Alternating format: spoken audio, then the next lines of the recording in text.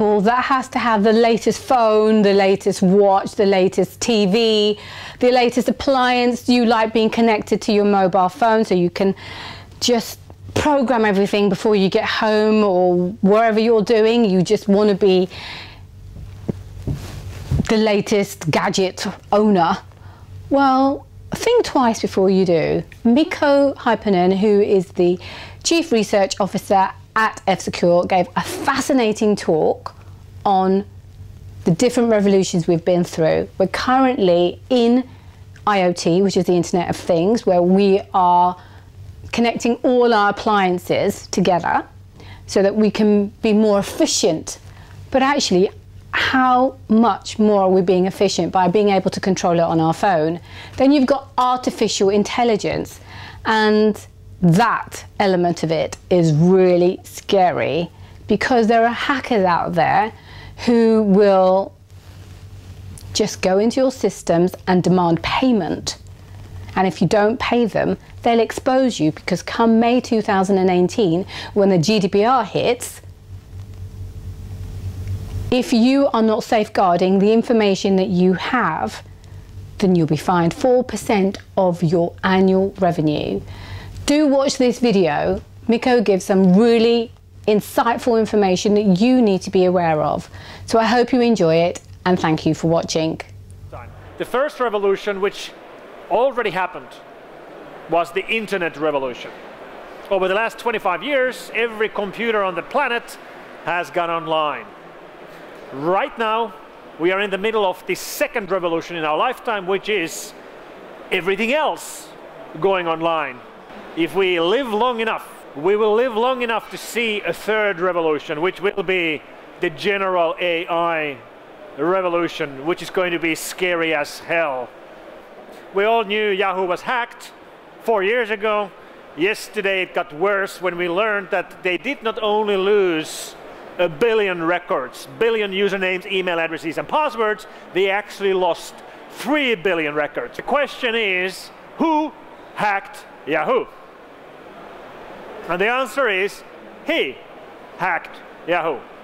This is Karim Baratov, the internet revolution, which gave us a lot of good things, but also bad things, like the fact that 3 billion records can be stolen.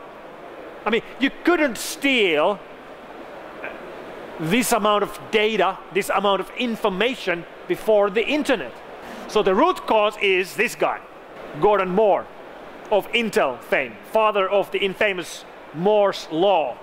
Moore's Law, which states that every 18 months computing power doubles. And this law has more or less been true for the last 40 years. But then there is the reverse of Moore's Law, which is every 18 months the price of existing computing power halves. And what that means is that the price of these is plummeting. This is an IoT chipset. This is what converts a dumb device into a smart device. You put this in a toaster and it becomes a smart toaster. And these are becoming very, very cheap. Eventually they will cost 5 pennies, 1 penny, half a penny. They are becoming essentially free. And what this means is that appliance manufacturers start putting these into everything. As the prices of these plummet, every device will become a smart device, and you won't even know. Because those won't have an app.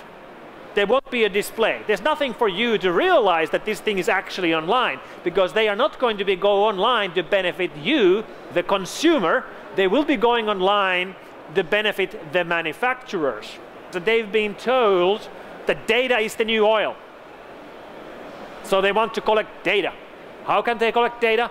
By putting these chips into every device they sell. And the data they collect from one customer is not very valuable, but it's probably more valuable than the half a penny chip they have to put in to collect the data.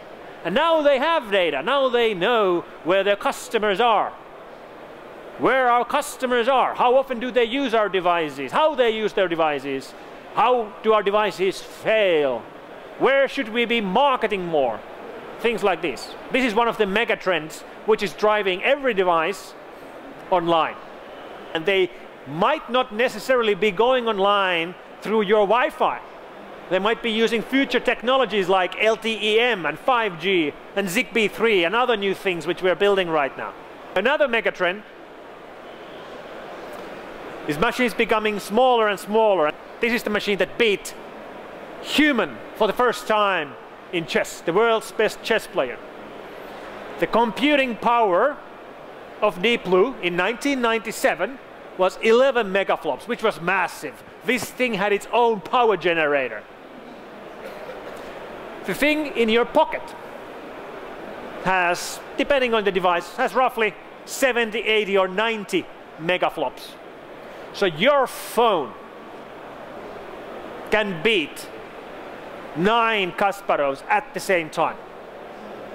And it runs on batteries. It runs on goddamn batteries. Think about this. 20 years and the supercomputer is in your pocket. Normally, when you go to an ATM, you are asking money from the ATM. Now it's the ATM asking money from you. Petya asking $300 from you to gain access to your own device. And one of the mega trends behind ransomware Trojans, of course, is blockchain and Bitcoin. Bitcoin is based on blockchain. Blockchain is a public ledger of transactions. You can go today and download the whole Bitcoin blockchain. It's 2 gigabytes in size. You can download it. And it has every transaction done in Bitcoin since 2009. Including, look at this wallet. This wallet, this circle here, that's the Petya ransom wallet. That's where all the money went. Started moving the money. They initially moved it from the initial wallet to 5 other wallets. The size of the wallet shows how much money they moved. And we can see this because it's public. It's a blockchain. We can see them moving the money. Easy enough. Then, the next day, they started moving the money from these 5 wallets to other wallets. And then it starts getting complicated. And this went on for days. And then they started moving the money, we believe, from the Bitcoin blockchain to the Zcash blockchain. And then we don't know what happened. We're also seeing ransom attacks. Attacks where a company gets hacked, their information is stolen, and then they get a ransom note that you have to pay a ransom or we will make this information public. We will leak your customer database unless you pay us. Hackers who do this have no idea how much money they should be asking. And this, my friends, will change because in 25th of May, we will get the EU General Data Protection Regulation. It applies to any company that handles personally identifiable information of EU citizens, which means it applies to every company around the world. And one thing it sets is that it sets a fine.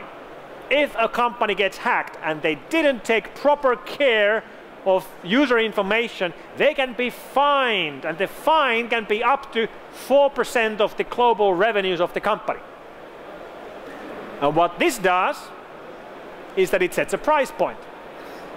When this happens, now every criminal knows exactly how valuable the information is. So what I'm forecasting is that come next May, every ransom attacker will start sending emails to the CFO of the hacked company telling them that, hello, we hacked your data. We have your customer information. You didn't take very good care of it, did ya? And now we will post it to Pastebin. Unless you pay us, I don't know, 3% of your global revenue. This is what's going to happen. And the IoT revolution really started from factories. This here is a reactor, a nuclear reactor. I'm showing this because this is being controlled by a computer.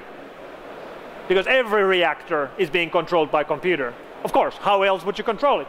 Because every factory around the whole country, around the whole globe, is being controlled by PLCs and factory automation kit. The IoT revolution started from factories.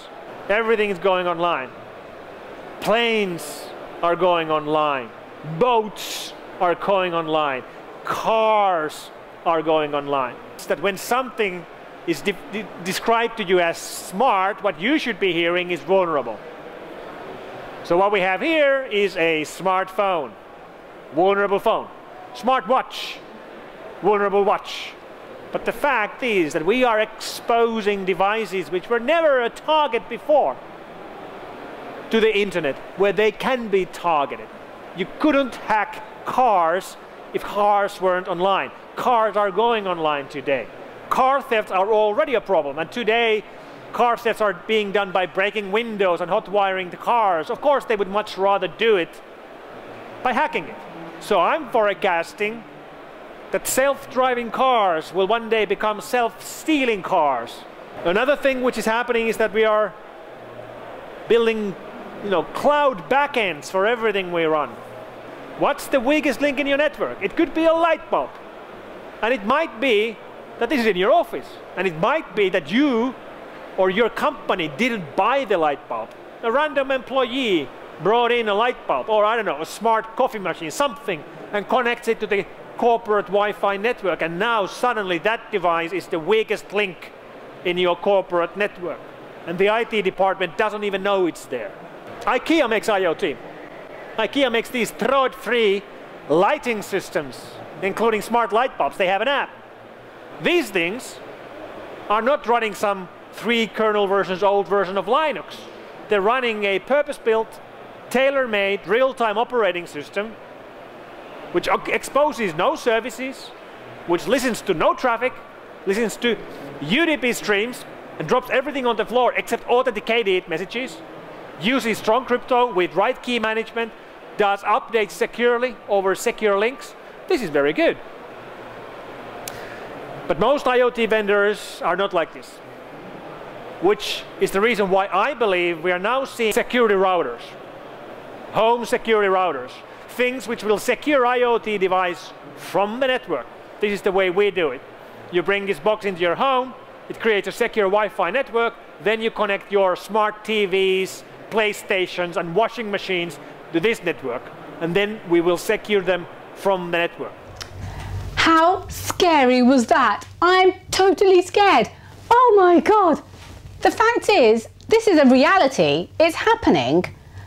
We saw it with the NHS system when it all went down and they couldn't find their records, so everything was done manually. So many people are dependent on the system now, and if that's hacked and you don't pay them, then you're going to be fined. Either way, you're going to get done. So just be very careful as to what you're buying. Do you need it?